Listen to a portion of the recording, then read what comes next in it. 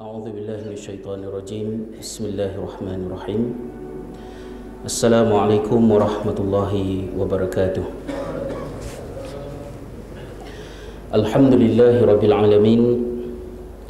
Wal 'aqibatu lil muttaqin wa la 'udwana illa 'alal zalimin. Asyhadu an la ilaha illallah wahdahu la syarikalah wa asyhadu anna Muhammadan 'abduhu wa rasuluh. Allahumma salli wa sallim ala habibina wa syafi'ina Muhammad sallallahu alaihi wasallam wa ala alihi wa sahbihi ajma'in. Subhanaka la ilma lana illa ma 'allamtana innaka antal alimul hakim.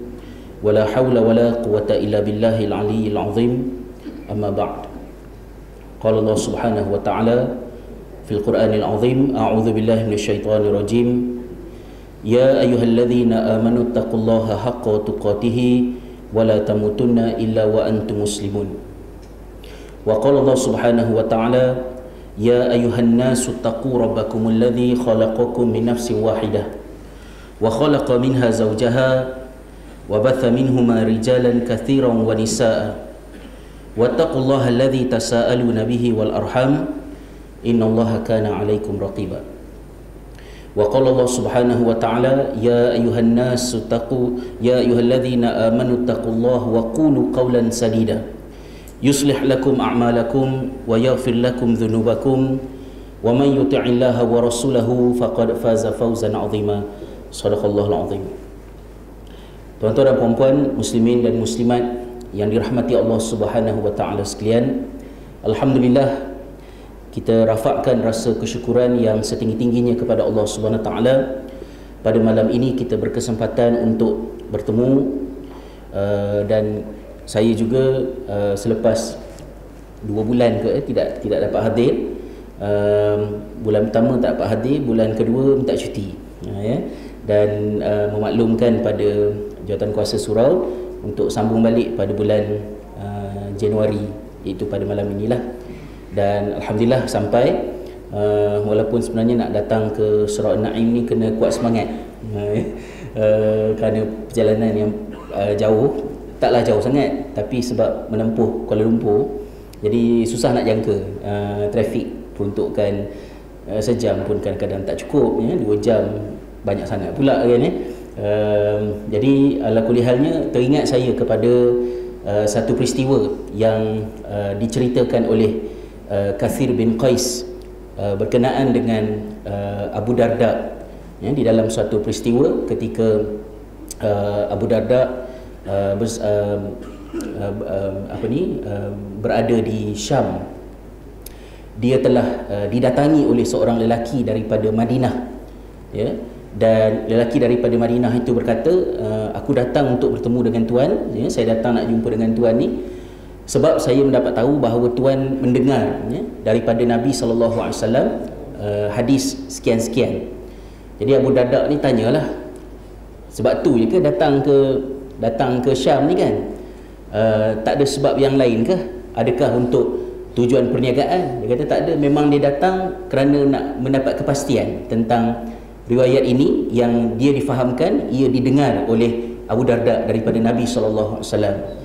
Jadi bila Abu Darda dapat tahu bagaimana lelaki ini datang daripada Madinah ke Dimashq, satu perjalanan yang sangat jauh, semata-mata untuk mendapat satu maklumat, maka Abu Darda telah membacakan sepotong hadis Nabi SAW menyatakan bahawa barang siapa yang menempuh satu perjalanan untuk mendapat ilmu, nescaya Allah akan permudahkan baginya jalan untuk ke syurga. Adalah sambungan daripada hadis itu lagi, iaitu hadis sahih yang diriwayatkan oleh Ibn Hibban. Jadi begitulah tingginya nilai ilmu untuk membina agama kita, dan memandangkan inilah antara cara yang ada untuk kita sama-sama menambah pengetahuan kita untuk mendalami agama Allah Subhanahu Wa Taala.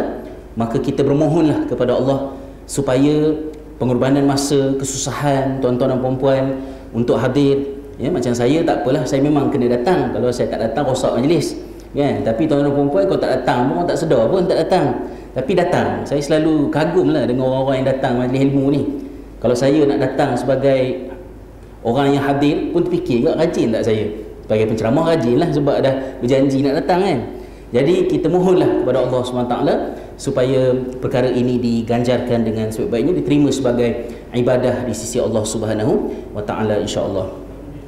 Tuan-tuan dan puan-puan, muslimin dan muslimat yang dirahmati Allah, di beberapa surau yang lain saya sudah pun memulakan tajuk yang baru, dan di surau An-Na'im insya-Allah pada malam inilah saya nak memulakan satu tajuk fresh untuk tahun 2014, yang mana tajuk sebelum ini kita membicarakan tentang perumpamaan-perumpamaan yang terkandung di dalam Al-Quran, ya, tashbihat, ya, suratul insan fi tashbihat Al-Quraniyah, gambaran manusia di dalam analogi-analogi Al-Quran, dan kita telah mendatangkan beberapa contoh, dan saya berharap agar saya, tuan-tuan dan puan-puan, saling mendapat manfaat tentang kepelbagaian kaedah yang dipakai oleh Allah SWT untuk merangsang pembaca Al-Quran supaya berfikir, dan keindahan teknik dalam Quran juga mengindahkan teknik kehidupan kita sebagai orang yang berdamping dengan Al-Quran.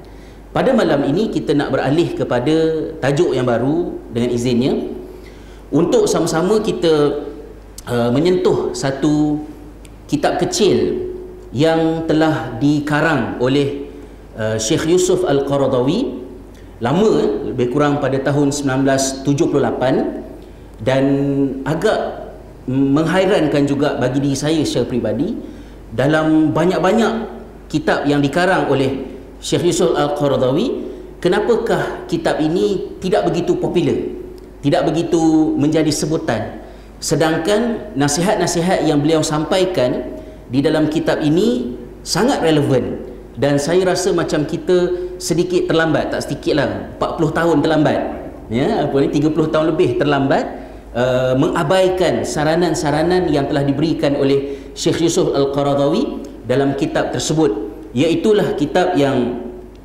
dikenali namanya sebagai Thaqafah Ad-Da'iyah, ya, Thaqafah Ad-Da'iyah boleh kita terjemahkan sebagai ilmu-ilmu para pendakwah. Ya, basically buku ini ialah silibus.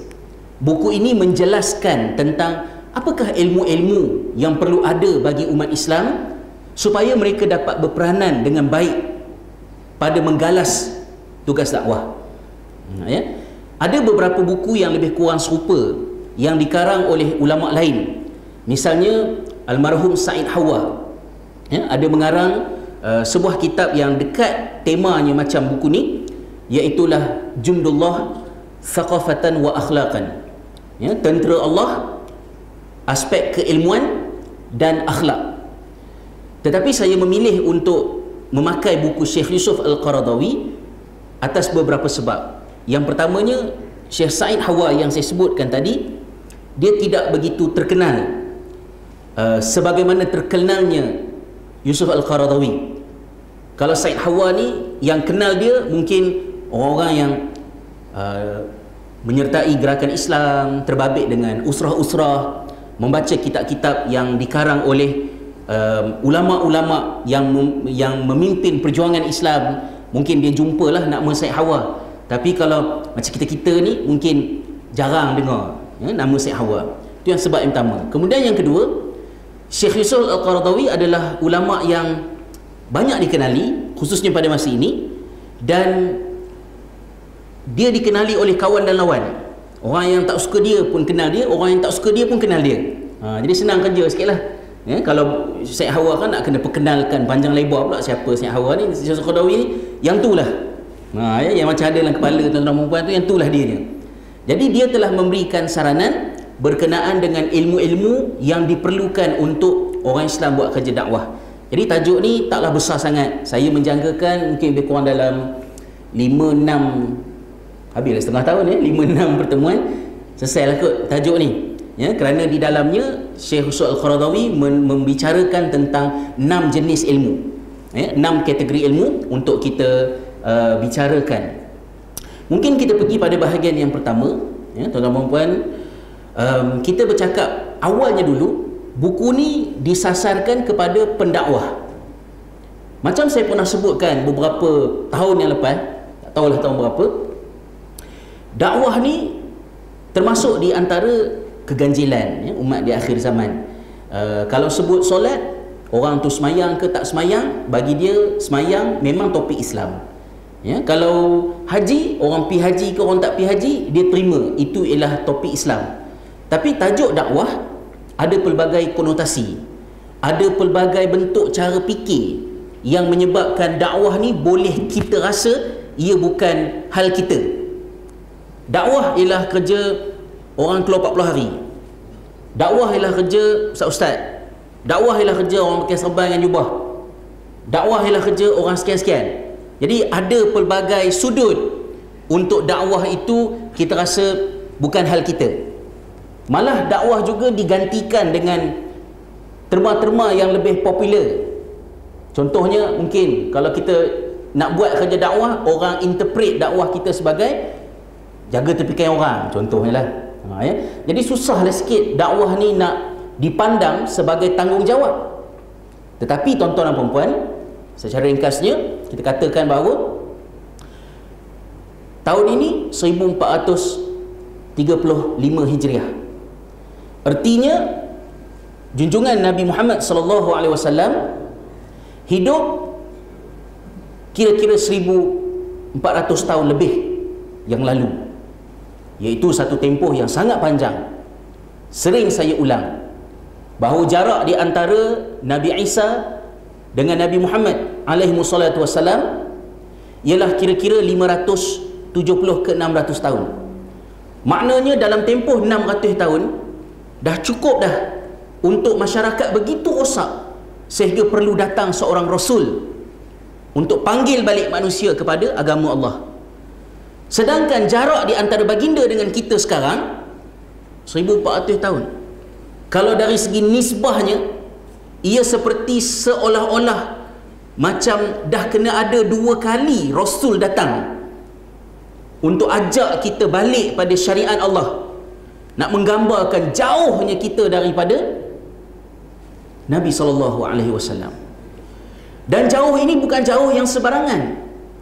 Ia adalah jauh yang perlu, sesuatu perlu dijaga. Kalau kita sampaikan pesanan pada orang di sebelah kanan saya, dia pas pada orang sebelah dia, pas pada orang sebelah dia, sampai ke orang paling kiri, dalam tempoh 1 jam, mungkin apa yang saya pesan di sini, kat sini dah lain lah dalam tempoh sejam, apabila maklumat berpindah di antara 50 orang contohnya. Bagaimana pula dengan maklumat yang berpindah daripada satu generasi ke satu generasi dalam tempoh 1400 tahun? Kata Allah Subhanahu Wa Taala dalam Al-Quran, inna nahnu nazzalna dzikra wa inna lahu lahafizun. Kamilah yang telah menurunkan peringatan, yakni syariat Islam, Al-Quran. Kamilah yang turunkan Al-Quran, dan sesungguhnya kamilah yang jaga. Allah jaga Quran, Allah jaga Islam.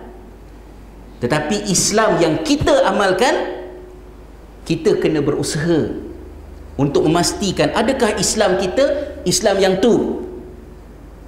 Dan kerana itulah yang menjadikan Islam yang dibawa oleh Nabi Muhammad SAW 1400 tahun sudah akhirnya sampai kat kita.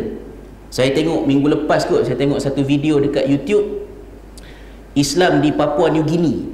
Rasa excited tengok, wah, Islam di Papua New Guinea. Kita rasa macam Papua New Guinea tu jauh sangat. Macam orang England lah rasa Malaysia jauh sangat. Orang Malaysia pula rasa Papua New Guinea jauh sangat. Ya? Tapi sampai Islam kat sana. Bagaimanakah Islam boleh sampai pada kita? Bagaimanakah Islam boleh sampai hingga ke Papua New Guinea? Iaitulah kerana umat Islam ini buat kerja ni, iaitu kerja dakwah. Tetapi tuan-tuan dan puan-puan, nampak muka stres semua kan, dah lah 2 bulan tak datang datang mau marah orang pula kan ya. Syekh Yusuf Qaradawi bagi tahu kita secara mudah ya, kalau kita nak tunjukkan kitab yang asal dia pun ada jugalah dalam PDF di sini. Syekh Yusuf Qaradawi beritahu kepada kita bahawa bila kita nak buat kerja dakwah ini memerlukan kepada bekalan.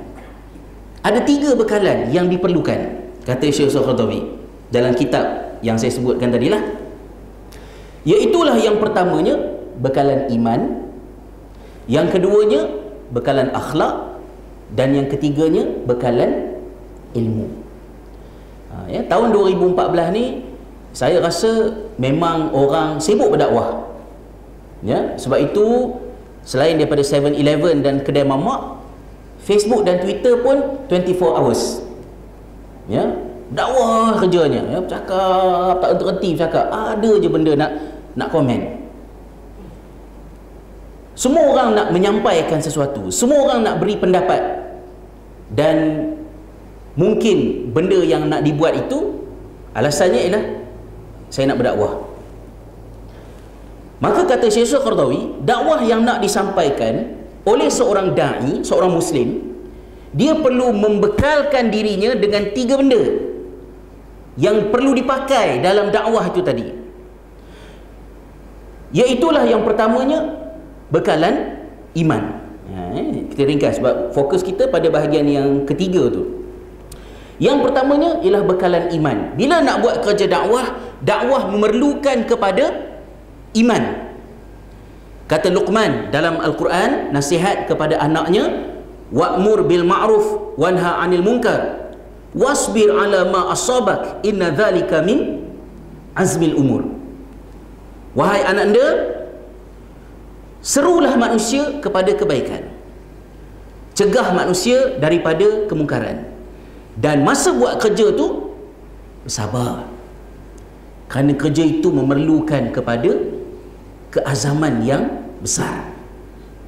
Maknanya kerja dakwah ni susah. Jangan tuan-tuan perempuan bayangkan dakwah ni semata-mata kita nak pergi ketuk pintu rumah orang ke, macam dalam filem ustaz mu tunggu aku datang, ketuk pintu rumah orang. Bukan setakat yang itu je. Suami tanggungjawab pada isteri, dakwah. Isteri, suami, ibu bapa tanggungjawab kepada anak-anak, dakwah. Guru menyampaikan sesuatu kepada anak murid, dakwah. Apa sahaja perkara yang sifatnya memberitahu orang, mengajak orang pada itu adalah dakwah. Secara ringkas, sebab kita dah bincang dulu-dululah. Maka bekalan pertamanya ialah bekalan iman. Supaya iman menjadi sebab kenapa dakwah tu dibuat. Kita tak boleh buat kerja dakwah kerana trend. Semata-mata sekarang ni memang trend orang berdakwah.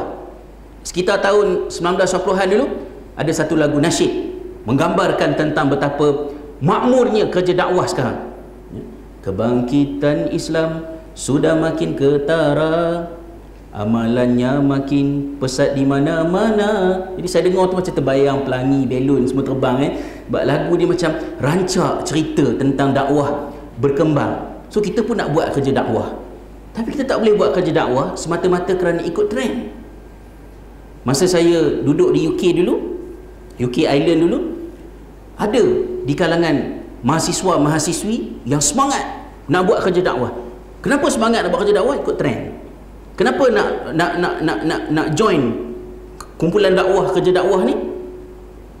Sebab dia kata tiap-tiap hari Jumaat malam dia tinggal seorang kat rumah makan Maggi. Housemate dia semua hilang. Bila tanya kawan-kawan, korang pergi mana malam tadi? Pagi Sabtu kan, korang pergi mana malam tadi? Oh, tak boleh beritahu rahsia. Apa benda ni, Freemason ke apa kan?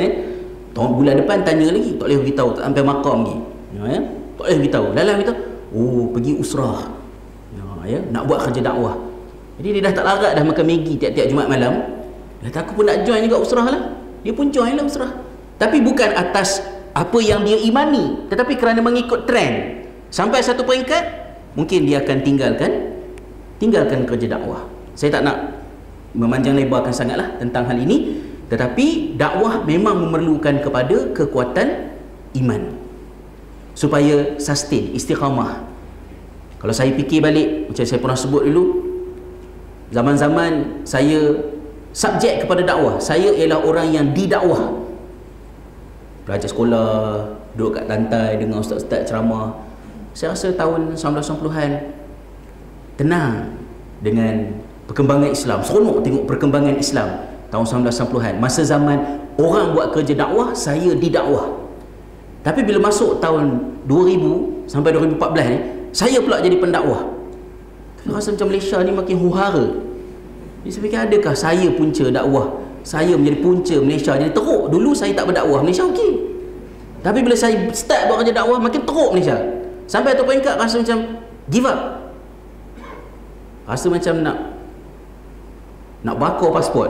Sebab tengok cerita Nelson Mandela kan, bakar pasport, bantah kerajaan yang memerintah kan ya. Geram apa ni? Rasa give up, malas nak buat kerja dakwah, tak larat dah. Iman, teruskan, sabar, cari kekuatan.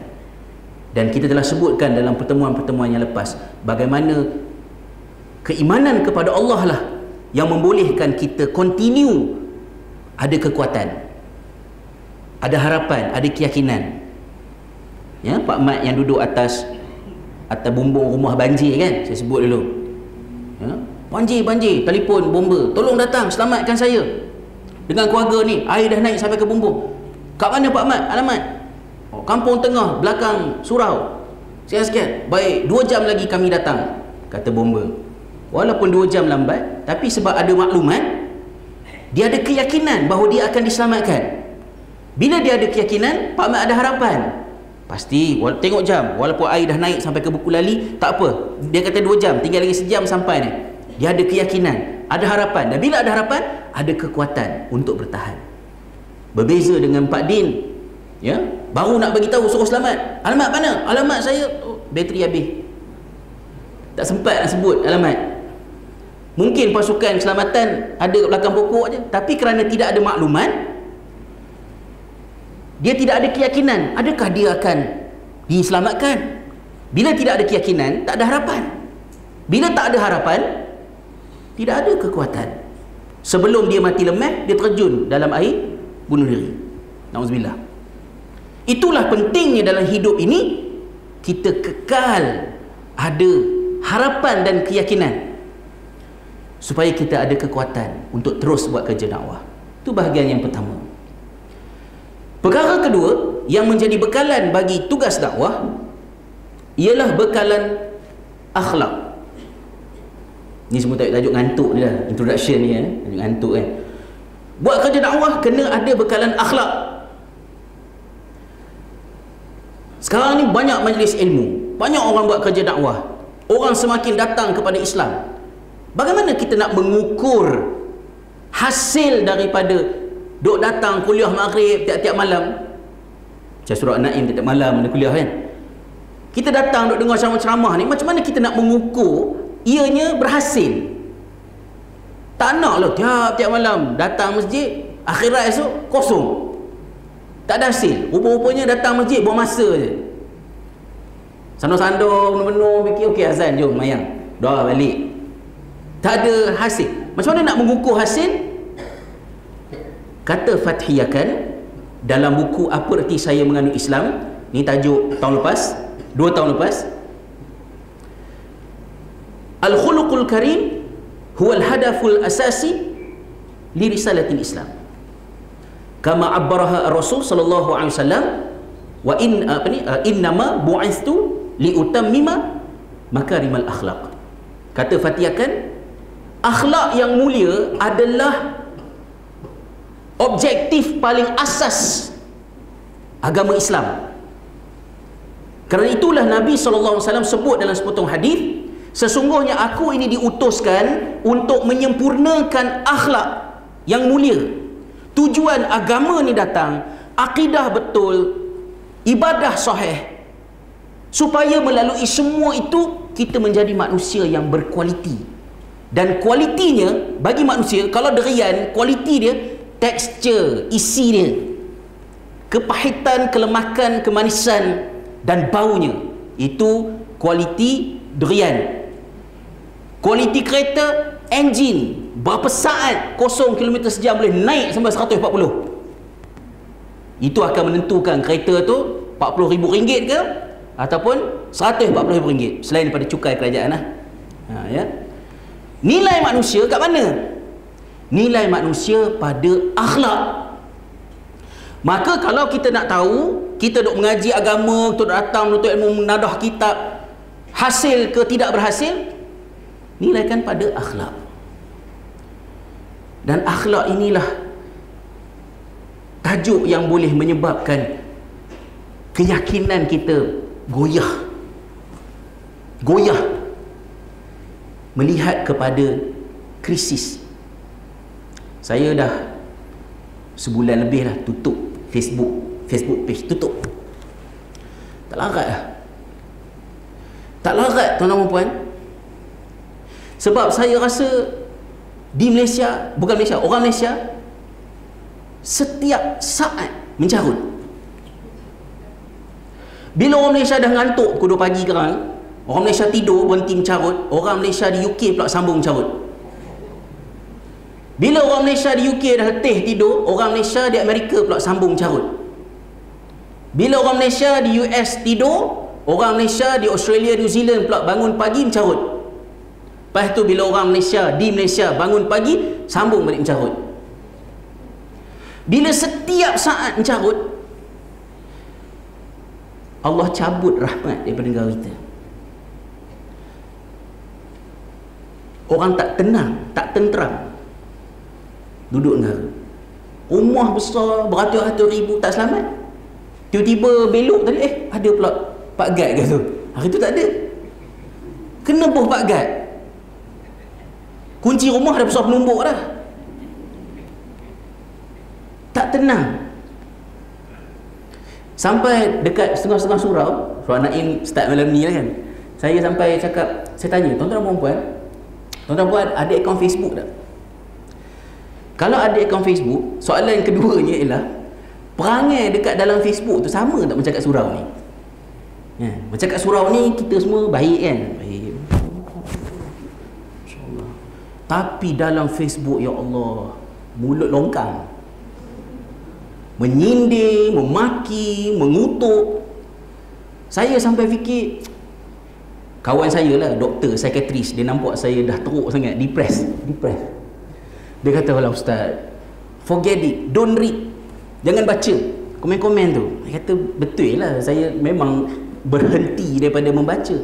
Tapi yang tulis semua benda tu bukan robot, manusia. Tulisan-tulisan itu datang daripada manusia. Dan pemikiran complicated saya membayangkan manusia itu mungkin bakal besan saya, mungkin cikgu sekolah anak saya, mungkin mak bapak kawan anak-anak saya, mungkin sepupu saya, mungkin adik-beradik saya. Maka saya tidak dapat membuang rasa apa ke hairnya. Saya rasa hadis Nabi SAW yang very simple and basic, man kana yu'minu billahi wal yawmil akhir falyaqul khairan aw liyasmut. Kita panggil lalu pada azan ke? Azan ni?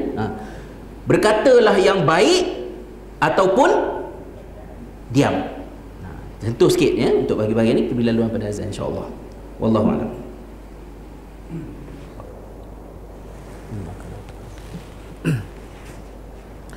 Baik, insya-Allah kita sambung sikit lagi. So bekalan yang ketiga yang dipesankan oleh Syekh Al-Qaradawi ialah bekalan akhlak.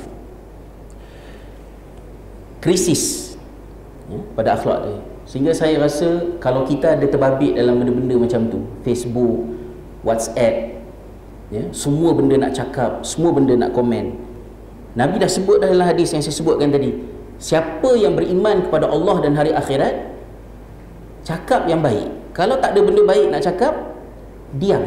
Dan diam ni memang kita tak mampu nak diam, kecuali kalau kita sedar yang kita beriman kepada Allah dan hari akhirat. Sebab kalau kita komen, kita like, orang tahu respon kita. Tapi kalau kita diam, orang tak tahu, kita tahu. Tetapi kita memilih untuk diam sebab kita yakin itu yang lebih Allah redha dan itu yang menyelamatkan di akhirat. Saya rasa kalau kita pegang dengan hadis itu, 80% daripada kefasihan Facebook dan Twitter akan merosot. Dan kalau kita ada masalah tu, masjid datang, dengar kuliah agama, tetapi dalam Facebook sebab orang tak kenal kita, apatah lagi kalau orang kenal kita, buruk akhlak kita, Mungkin kita boleh ambil cuti daripada kuliah-kuliah, tak payah belajar benda baru, duduk rumah, repair mulut, repair hati, repair tangan. InsyaAllah 80% kebahagiaan keluarga, kejiranan dan masyarakat boleh tambah, InsyaAllah. Lepas tu baru belajar benda lain tentang hudud kenegaraan apa semua dan sebagainya. Sebab bila itulah akhlak kita, kita kalah, tuan-tuan dan puan-puan. Menentang kezaliman dengan akhlak yang buruk. Allah tidak meletakkan syarat akhlak yang elok untuk menjatuhkan kerajaan mereka yang zalim. Sebab kalau rakyat mereka berjaya mengalahkan kabinet dia yang bermasalah, mereka akan kata ini kemenangan rakyat. Tapi kita orang Islam, kalau kita menang, kita nak sebut nanti ini kemenangan Islam. Takkanlah kemenangan Islam tercapai oleh orang-orang yang tidak dapat committed dengan perkara yang sangat basic dalam hidup, iaitu berkatalah yang baik ataupun diam. Kena cakap, perlu diperkatakan, perlu disebut. Dan kerana saya tak sekuat ustaz-ustaz yang lain, saya tutuplah akaun Facebook saya. Walaupun di Facebook saya tak adalah orang mencarut sangat, sebab pencarut-pencarut telah di-ban. Saya cek balik list blacklisted dalam Facebook saya ada 200 lebih ya, orang yang telah di-ban. Tak tahulah masih hidup atau mati. Kalau dah mati, mudah-mudahan mati dengan husnul khatimah. Orang yang mencarut ni, tak setuju tak apa, jangan kau ajar, jangan mencarut. Bila saya maklumkan di Facebook saya bercadang untuk menutup akaun Facebook saya kerana ada orang tu, apakah punya sempitnya pemikiran ustaz ni. Ada orang buat, ya Allah, sekali aku nak tutup akaun sendiri kan ni. Dia pula marah kita kan. Itulah sakit, masyarakat kita sakit. Tuan-tuan dan puan-puan, muslim-muslimat rahmati Allah. Kenapa Syekh Al-Qaradawi letakkan syarat nak berdakwah akhlak? Sebab dua. Pertama, bila kita nak offer something ke orang, perkara yang spontan orang akan tanya ialah, kalau saya terima seruan awak, saya dapat apa? Maka dengan akhlak yang baik, kita dengan mudah menjawab. Tak perlu cakap, tapi dia terjawab sendiri. Kalau aku terima seruan orang tu, aku akan jadi baik macam dia, aku akan jadi elok macam dia. Maka dakwah kita mudah diterima, mudah-mudahannya. Dan yang kedua, dengan akhlak yang baik, banyak dah cerita baca dalam sirah lah, dalam perjuangan, bahawa akhlak yang baik sangat powerful untuk menumpaskan kejahatan. Kalau tak nak ambil contoh orang Islam, tengok contoh Afrika Selatan dalam perjuangan. Baca tu Long Walk to Freedom, biografi Nelson Mandela. Tak larat baca, tengok wayang. Tak boleh tengok wayang, download pirate, lepas tu jawab depan Allah Ta'ala. Ya. Sampai orang tu, mana lebih Islamik? Tengok wayang Ustaz Zahidrus kat wayang ke ataupun download pirate? Tak tahu, jawab sendiri. Kan ya? Akhirnya Nelson Mandela membawa haluan yang berbeza daripada isteri dia. Dan kita memahami melalui pembacaan bahawa isteri Nelson Mandela lebih cenderung kepada pendekatan radikal.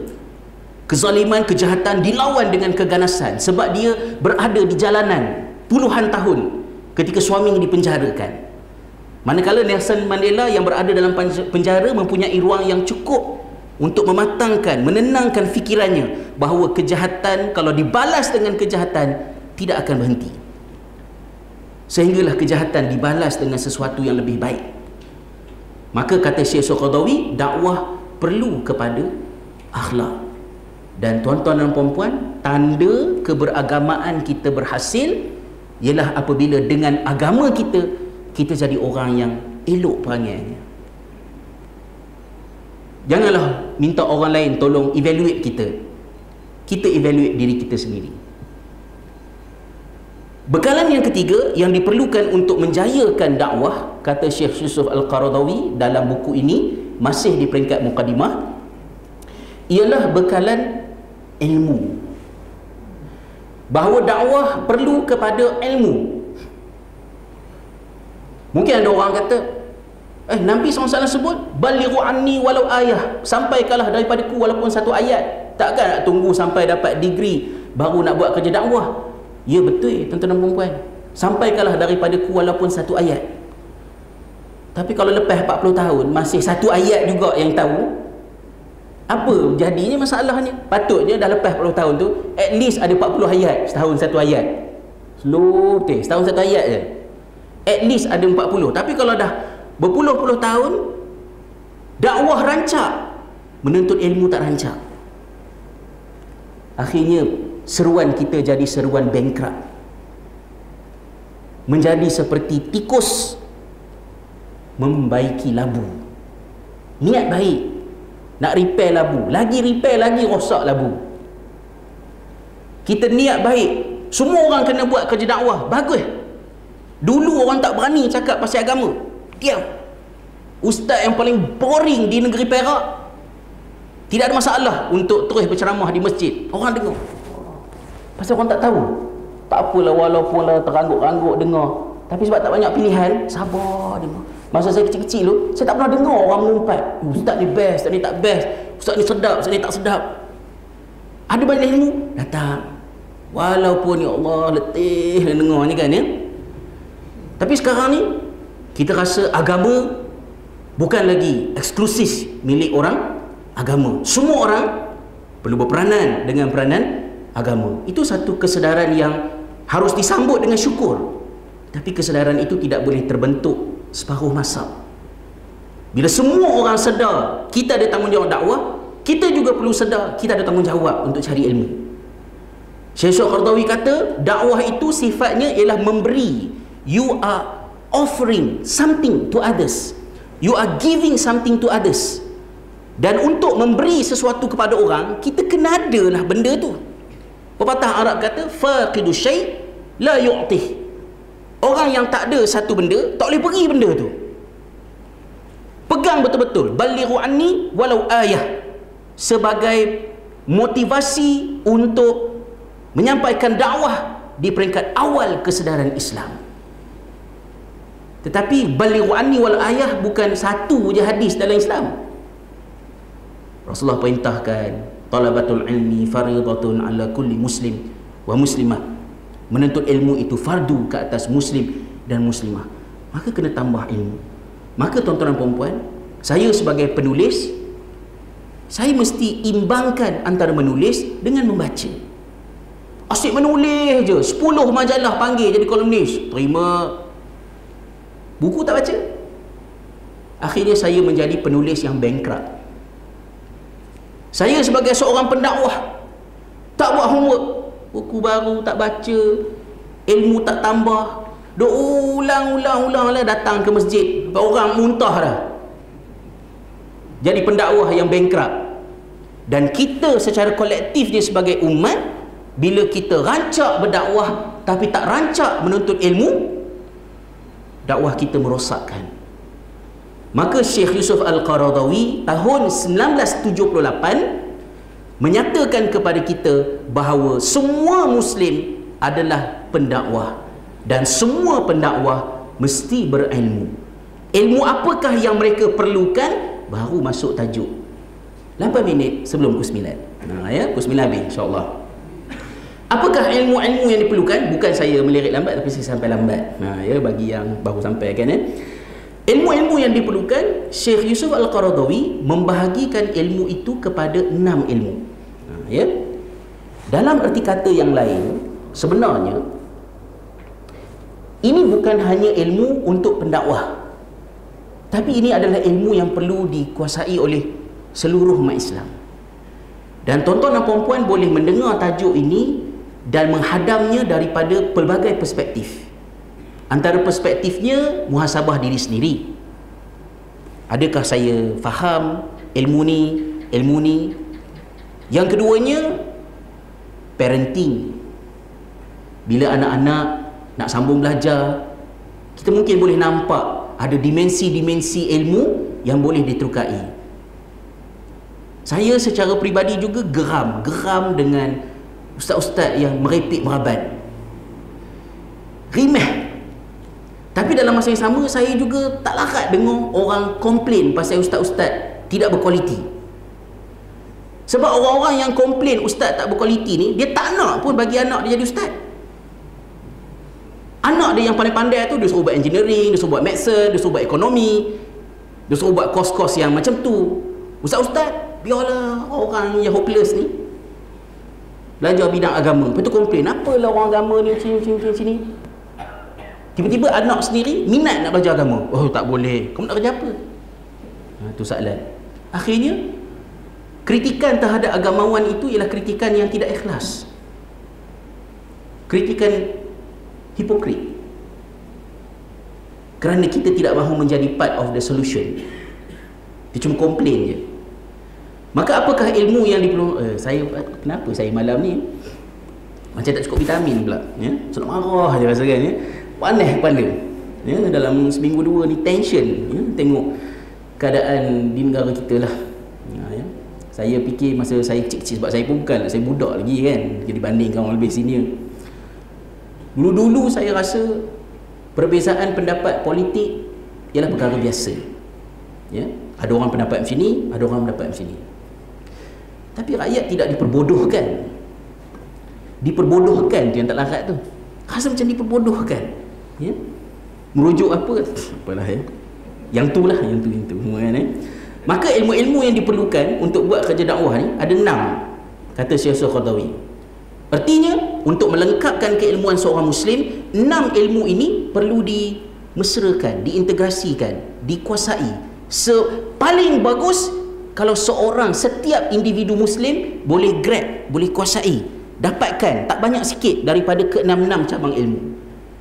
Atau sekurang-kurangnya, tuan-tuan dan puan-puan, kita boleh bekerjasama di antara orang-orang yang pakar dalam ilmu-ilmu ini, kerana Islam sebagai satu sistem perlu disampaikan dengan sokongan ilmu yang sempurna. Ilmu yang pertama, as-saqafah al-islamiyah, ilmu-ilmu Islam. Ini perkara yang paling basic. Pendakwah setiap Muslim kena lepas yang ini.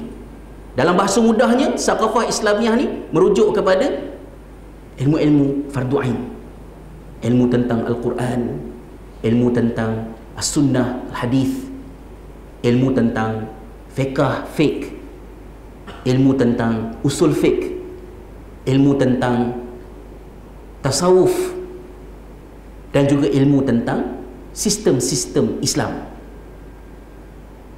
Kena cari ilmu lah. Dan saya rasa yang ini tinggal nak buat tak buat, tetapi untuk menerimanya sebagai keperluan diri dan dakwah, saya rasa kita tak ada masalah sangat lah. Ini ilmu dia, ya. Syekh Qaradawi ada huraikan kat depan. Kena dapatkan ilmu yang cukup untuk asas Islam. Kita nak berbicara tentang Al-Quran, benda-benda asas tentang Al-Quran, kena cari jalan untuk kita mempunyai ilmu yang sepadan dengan peranan yang kita nak mainkan. Mungkin orang tanya, maknanya saya kena belajar ilmu-ilmu agama ni sama macam nak jadi ustaz ulama ke? Jangan jawab macam tu. Cara mudah nak jawab soalan tu ialah ilmu kita kena selari dengan keperluan kita. So semakin umur bertambah, semakin tanggungjawab bertambah, semakin peranan bertambah, artinya semakin banyaklah ilmu yang perlu ditambah, supaya setiap satu benda yang kita nak buat, kita ada asas agama. Ilmu yang kedua yang menelan 2 pertemuan yang akan datang insya-Allah, iaitulah ilmu sejarah. Ya, kata Syekh Qaradawi pada tahun 1978, pendakwah yakni Muslim perlu ada padanya serba sedikit tu ayat saya, bukan ayat Syekh Qaradawi.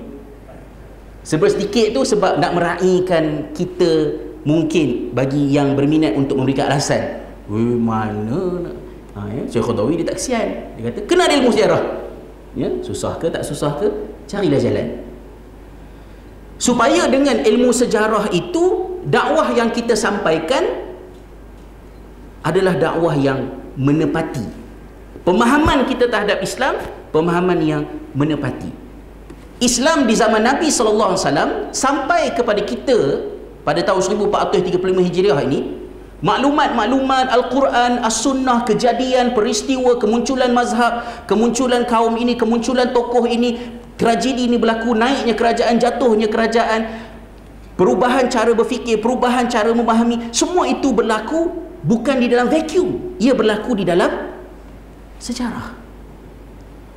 Mungkin seorang tok guru alim dalam akidah, mungkin seorang tok guru alim dalam masalah fiqh, tetapi kalau dia tidak mengambil disiplin ilmu sejarah, dia mungkin seorang yang boleh terjebak dalam membuat penyataan yang menyanggahi kebenaran.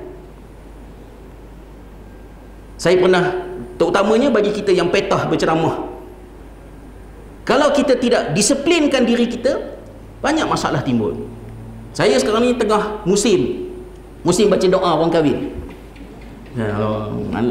Kalau saudara-saudara boleh lagi lah. Kalau orang bukan saudara malas nak jemput. Sekarang lepas doa ke ada karaoke pula, tu yang rasa macam lipstick pula. Doa aku tadi ialah sebatang lipstick. Ya. Maknanya kosmetik. Sambil doa lah kena kahwin. Ya Allah, satukanlah pasangan mempelai ini seperti engkau menyatukan Adam dan Hawa, seperti engkau menyatukan baginda SAW dengan isteri-isterinya, seperti engkau menyatukan Yusuf dan Zulaikha. Itu yang saya suka tu, bahagian tu. Bila pula Yusuf kahwin dengan Zulaikha? Kaedah sejarah dia, kaedah sejarah simple je. Sejarah berlaku zaman kita tak beranak lagi. Kita tidak akan tahu apa-apa tentang sejarah. Sejarah ialah ghaibiyat. You know nothing about the past unless you've been told. Kita dimaklumkan, dan yang memaklumkan itu adalah sumber, dan sumber itu perlu dinilai. Sampai ayat 50-an surah Yusuf, Imra'atul Aziz aka Zulaikha menyesal, mengaku bersalah atas fitnahnya terhadap Yusuf, dan Yusuf dibebaskan. Habis. Tak ada dah ayat cerita, tak ada hadis yang cerita yang Zulaikha menangis tepi jalan sampai nak buta matanya, lepas tu Yusuf jumpa, kemudian mereka bersatu kembali. Kat ilmu sejarah, sebab bila saya sebut orang bantah, tapi dalam kitab ni ada kitab, yalah 1000 kitab pun asasnya tetap sama, iaitu min aina laka hadha, dari mana kau dapat benda ni? Kalau tak ada sumber, tak ada lah. Termasuklah juga dengan pemahaman kita terhadap aliran-aliran Mu'tazilah, Jabariyah, Qadariyah, Syiah. Kalau term-term ism-ism daripada barat, liberalism, secularism, socialism, communism, marxism. Begitu juga dengan konotasi-konotasi yang kontroversi seperti sufi, tasawuf, wahabi, wahabiyah. Semua benda-benda ini, ia adalah, soalannya lah, itu topik fiqh ke, topik akidah ke, topik hadis ke, topik Quran ke, topik sejarah? Ia adalah topik bersama. Faham akidah sahaja, tak faham sejarah, boleh timbul masalah. Macam Wahabi. Saya takut nak sebut. Bukan saya takut apa, sebab kalau sebut ni habis lesen dakwah. Oh, Ustaz Azizah Wahabi, habis. Dan kalau masyarakat yang label tak apa, pejabat agama label, syarikat penerbitan label, TV label, radio label, tutuplah, tertutup pintu dakwah. Sayangkan yang tu je. Tapi saya rasa offended bila Wahabi ini diperkatakan dengan begitu liar, dan saya tak tahu nak sentuh daripada angle mana. Tetapi sebagai orang yang cikgunya mengajar disiplin sejarah, kaedah dia simple. Bukanlah simple, kaedahnya jelas. Mesti bermain dengan sumber. Sumber-sumber yang membicarakan tentang Muhammad bin Abdul Wahab dan gerakannya pada kurun yang ke-18, 1700 something, membawa kepada 1900, dan dia melalui fasa yang panjang sehinggalah sampai ke era September 11 yang mendokumentasikan tentang Muhammad bin Abdul Wahab ialah orang yang menyokongnya. So, yang pertamanya ialah tulisannya sendiri. Yang kedua, orang yang menyokongnya. Yang ketiga, orang yang menentangnya. Yang keempat, orang-orang yang berada sezaman dengannya tetapi di luar semenanjung tanah Arab, seperti Al-Jabarti di Mesir, yang juga mencatat tentang beliau. Begitu juga dengan pengembara-pengembara Eropah yang singgah ke bumi Arab pada zaman tersebut. Mereka juga mendokumentasikan tentang Muhammad Abdul Wahab dan gerakannya. Maka kita perlu cover semua. Bukan akhirnya, oh maknanya dia tu pujaan saya. Tak. Tapi kita tidak memfitnah, kita tidak membela tanpa kebenaran. Maka ilmu sejarah ialah ilmu yang perlu. Ni kat depan esok lah dia punya huraian dia. Ni slide takhir. Ni soal walaupun dah terlajak sikit. Yang keempat, as-saqafah al-adabiyah wal-lughawiyah. Ilmu-ilmu berkaitan dengan bahasa dan kesusasteraan. Kata Syekh Yusuf Al-Qaradawi, para pendakwah mesti mempunyai asas-asas berkaitan dengan ilmu bahasa dan sastra, supaya dia dapat mengungkapkan apa yang dia fikir dan apa yang dia faham dengan ungkapan yang betul, ungkapan yang elok, disampaikan dengan cara yang menepati keperluan. Apa istilah nak pakai? Kenapa nak kena cakap macam ni? Kenapa Quran guna perumpamaan? Kenapa orang Melayu buat peribahasa? Kenapa orang Arab buat pepatah? Kenapa dalam bahasa Inggeris, in English we have idioms? Kita perlukan kepada pemahaman bahasa. Saya memang topik ni risau, walaupun bukan bidang saya lah. Baru je bergaduh dengan anak 2-3 hari lepas. Saya kata, apalah koma ni, suka sangat lagu rap. Saya tak suka lah orang Melayu nyanyi lagu rap. Saya cakap anak saya dengan marah, aku ada peminat rap ni. Kalau nak nyanyi lagu rap, dia kena American, black, dan suara dia dengan accent dia, baru sedap dengar. Tapi kalau orang Melayu, saya rasa, Abi rasa pelik. Saya cakap pada anak saya lah. Habis tu nak kena syair ke? Orang sekarang bukan suka syair. Kata anak saya, saya baik dah 6. Kalau dia kata 6, kena dah ni. Kesedaran untuk menjaga bahasa. Tak apalah, itu nanti sentuh. Keempat, saju sikit. As-saqafah al-insaniyah. Subhanallah. Tahun 1978 ni, Syekh Yusuf Qaradawi kata, pendakwah perlu kepada ilmu-ilmu berkaitan dengan kemanusiaan, social science, human sciences, sains kemasyarakatan. Di peringkat individu, mungkin ilmu-ilmu seperti psikologi. Kalau di peringkat kolektif, ilmu seperti ilmu ijtima, sosiologi. Supaya bila Quran kata lelaki dan perempuan bahagian daripada harta pusaka, orang lelaki dapat 2 bahagian, orang perempuan dapat 1 bahagian, kita panas telinga. Kenapa macam ni? Tetapi dengan asas psikologi, dengan asas sosiologi dan melihat kepada sosioekonomi, interaksi manusia dengan ekonomi, bukan ekonomi itu sendiri, ia akan menjelaskan kepada kita apa peranan lelaki, apa peranan perempuan yang set up di dalam sejarah, sehingga Islam letakkan peruntukan begitu supaya peranan itu dapat dibuat. Dan beberapa faktor yang lain kita tengok di hadapan nanti. Maka Syekh Yusuf kata, pendakwah kena ada ilmu sains kemasyarakatan. Orang perempuan di Pakistan, India pakai tudung, letak selepang, keluar rambut sikit. Dari aspek fiqh kita kata, kenapa tak reti ke pakai nak tudung betul-betul? Sebab tak serupa dengan tudung kita. Tetapi sebagai seorang pendakwah, dia perlu meninjau apa yang difikirkan oleh orang-orang di India dan Pakistan, sehingga mereka menterjemahkan pemakaian tudung itu dalam bentuk begitu. Maka kalau kita ada ilmu yang itu, maka mungkin dakwah kita itu lebih lunak, bukan lebih lunak, lebih berpijak untuk mudah diterima dan diamalkan, instead of secara kasar dan kaku, yes, no. Ilmu kelima, as-saqafah al-ilmiyah, ilmu-ilmu sains. Tuan-tuan ingat ini saranan Syekh Yusuf Al-Qaradawi tahun 1978, bahawa pendakwah mesti ada ilmu sains. Ilmu sains, biologi, kimia, fisika mungkin advance sangat kot. Sains paduan pun okey dah untuk generasi lama kan, ya. Mungkin yang baru-baru ni generasi alam dan manusia, ya. Kemudian yang selanjutnya mungkin, tapi yang setakat umur saya dan abang-abang atas-atas saya ni, sains paduan sekolah rendah tu, ilmu kesihatan, benda-benda tu jangan go against asas-asas sains berkenaan. Kalaupun tidak sampai kepada biologi, kimia, fizik. Macam mana caranya? Saya reserve untuk kita sentuhkan di topik ini nanti. Tapi maknanya jangan seruan dakwah kita anti-sains.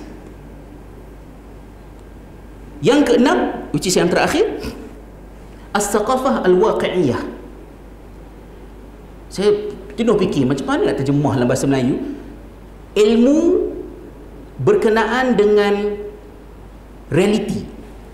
Maka saya terjemahkan ilmu kajian lapangan. Ilmu untuk membaca realiti sebenarnya macam mana. Kata Syekh Qaradawi tahun 1978, ilmu ni perlu untuk menjayakan dakwah.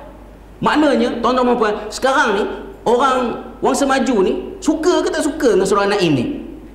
Kita kata suka. Buktinya rasanya semua tak dengar apa orang komplain. Kita pun tak tahu atas asas apa kita yakin orang suka kita. Maka kata Syekh Qaradawi, kena ada ilmu untuk menjawab tanda tanya itu. Mungkin maksud Syekh Qaradawi ialah antaranya ilmu kaji selidik, survey. Macam mana cara nak survey? Adakah survey dibuat di zaman Nabi SAW? Ya. Abdul Rahman bin Auf selepas Umar ditikam mewasiatkan 6 orang sahabat untuk dipilih salah seorang yang menjadi khalifah pengganti. Seorang tarik diri. Abdul Rahman bin Auf pun tarik diri. Tinggal Ali dengan Osman. Abdul Rahman bin Auf tak tidur 2 malam. Pergi tanya setiap seorang tanya, pilih siapa, and then buat keputusan. Okeylah, Madinah kecil. Sekarang ni takkan nak bertanya semua orang, berapa juta orang nak tanya. Maka kita kena tanya berapa orang? Kita kena tanya 1000 orang, kita kena tanya 100 orang mewakili 20,000 penduduk. Katalah contohnya 1000 orang tu nak pilih siapa? Laki, perempuan, pendidikan macam mana, apa semua. Maka kita buat survey. Penutupnya, ya, pengalaman saya sajalah, saya cerita je lah kan. Masa baru-baru balik Malaysia dulu, saya memohon kerja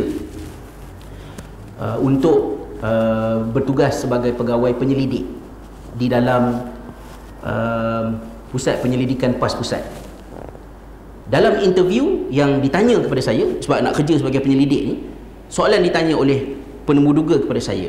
Dia kata, Ustaz,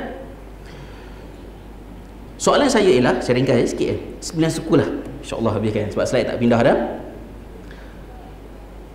Satu kajian dibuat oleh ahli akademik.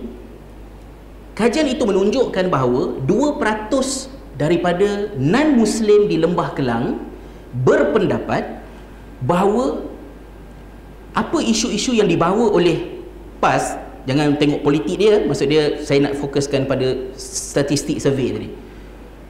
Survey itu dibuat mengatakan bahawa hanya 2% sahaja non-Muslim di Lembah Kelang mengatakan apa-apa isu yang dibawa oleh PAS valid. 98% lagi tak heran. Apabila survey ini diajukan kepada pemimpin, respon yang mereka beri ialah, lah, survey tempat orang tak suka kita, dapatlah result macam tu. Je survey tempat orang suka kita, tinggilah sikit percentage. Kalaulah ini kejadian yang berlaku, soalannya, bagaimanakah respon anda sebagai penyelidik? Soalan ditanyalah. Jadi saya tanya balik pada penemuduga tu, ini contoh ke kisah benar? Kan? Jadi dia pun macam, sebab benda dah berlaku, kisah benar. Dia kata kan, oh, kalau kisah benar berat sikit lah, kata kan. Kalau kisah benar, maknanya perlu ada satu kajian lain sebelum kajian yang tadi tu dibuat. Apa kajiannya? Kajiannya ialah kita perlu mengkaji kenapa pemimpin-pemimpin ini anti kajian. Habis tu apa hipotesisnya? Ditanyakan. Perbincangan itu berlanjutan, tapi tak boleh sebut lah, ya? Dia tamat kat situ. Dan pilihan raya pada masa berkenaan, pilihan raya yang ke-12, memang PAS kalah teruk pada masa berkenaan. Jadi poinnya ialah, benda ni bukan PAS saja buat, pihak pemerintah pentadbir pun buat juga. Macam-macam pihak buat survey, bagi kementerian, bagi jabatan. Bila survey tidak begitu menyokong apa yang dia nak buat, campur dalam longkang je. Memang itu penyakit masyarakat kita. Tapi Syekh Qaradawi yang mengejutkan saya, pada tahun 1978, Syekh Qaradawi kata, untuk dakwah berhasil tidak boleh membelakangkan ilmu, Thaqafah waqi'iyah, ilmu kajian lapangan. Dan mungkin pada tahun 1978 hubungan yang baik di antara beliau Syekh Al-Qaradawi dengan tokoh-tokoh mungkin seperti Menteri Pelajaran pada masa itu, Datuk Seri Anwar Ibrahim, maka idea dalam buku ini dapat kita lihat dalam perubahan sistem pendidikan Malaysia dengan pengenalan kepada KBSR apabila disiplin-disiplin cuba dimesrakan, integrasikan dengan beberapa perspektif baru dibawa. Berhasil ke tak berhasil itu kena tanya statistik lah. Ya. Tapi cukup saya berhenti setakat di sini tuan-tuan puan pada menyatakan bahawa Syekh Yusuf Al-Qaradawi mengingatkan kepada kita umat Islam semuanya adalah pendakwah dan semua pendakwah kena buat kerja dakwah, dan untuk membolehkan dakwahnya berhasil dia memerlukan kepada beberapa bekalan. Antara bekalannya ialah bekalan iman, akidah, yang kedua bekalan akhlak, dan yang ketiga bekalan ilmu. Ilmu ada banyak.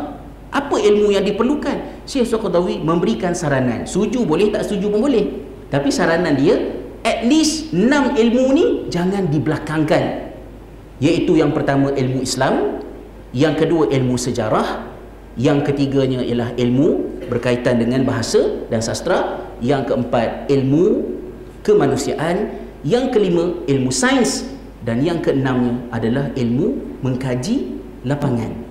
Mungkin statistik ke SPSS ke apa ke ikutlah pada teknik-teknik yang ada tu. Dan saya kira kalau umat Islam boleh appreciate saranan ini, mungkin dengan jujur kita dapat muhasabah dan kita nampak dakwah kita lag kat mana, lag kat akidah, lag kat iman, kat akhlak, lag dekat ilmu, ilmunya dekat mana, dan kita usahakan ke arah penambahbaikan. InsyaAllah dalam pertemuan yang akan datang saya cubalah keluar rumah pukul 6 ya, ataupun 5.50 ke supaya dapat sampai ke sini pada waktu yang sepatutnya dan tidaklah terbabas 16 minit, 17 minit daripada waktu akhir yang saya sasarkan, iaitu pukul 9. So maafkan saya atas kekurangan dalam penyampaian dan juga perkataan-perkataan yang mungkin tak apa sedap didengar. Tidak ada saya mahukan apa-apa kecuali yang baik. Yang kurang itu datang daripada kelemahan saya sebagai manusia dalam memilih perkataan. Mudah-mudahan Allah SWT mengampunkan kekurangan dan kesilapan kita sepanjang tazkirah ini berlangsung. Ambillah yang baik ya, sebagai teladan, dan yang buruk jadikan sepadan. Kerana masa tak mengizinkan, mungkin lepas isyak ke kalau ada apa-apa isu yang tak boleh nak disimpan, maknanya maklumkanlah kepada saya. InsyaAllah saya cubalah untuk memberikan respon dengan sebaik-baiknya. Jadi marilah sama-sama kita tangguhkan tazkirah kita pada malam ini dengan membaca kafaratul majlis dan surah Al-Asr. Subhanakallahumma wa bihamdika asyhadu an la ilaha illa anta astaghfiruka wa atubu ilaik. Bismillahirrahmanirrahim. Wal 'asri innal insana lafi khusr illa alladhina amanu wa 'amilus solihat wa tawasaw bil haqq wa tawasaw bis sabr wa billahi hidayati wat taufiq. Assalamualaikum warahmatullahi wabarakatuh.